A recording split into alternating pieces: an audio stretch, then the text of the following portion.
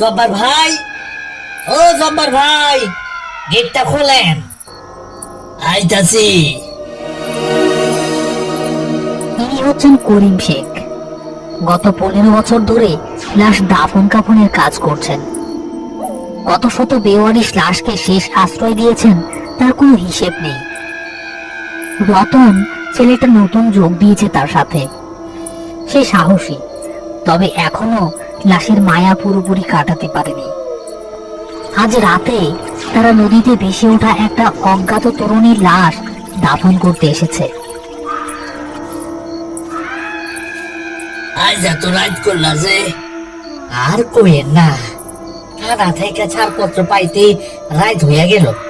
রতন, ধর লাশটা, সাবধানে নামা। তারা দুজনে ধরাধরি করে লাশটি ভ্যান থেকে নামিয়ে ভেতরে নিয়ে যাচ্ছে। হ্যারিকেনের স্বল্প আলোয় গোরস্থানের চারপাশটা খুব একটা দেখা যাচ্ছে না। লাশটি মাটিতে নামিয়ে রাখতেই রতনের চোখ পড়ল লাশের গলায় থাকা একটা দাগের উপর। ভাইজান, একটা জিনিস খেয়াল করছেন? কি জিনিস?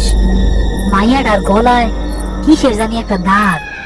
মনে হইতেছে চিকন চেইন বা সুতা কিছু একটা পরানো ছিল, কিন্তু ওই জিনিসটা এখন আর নাই। কি হয়তো খুইলা নিয়ে গেছে। আরে বাদ দে তো, কত কিছুই তো থাকতে পারে। এখন আজাইরা চিন্তা বাদ দিয়া কামে হাত লাগা।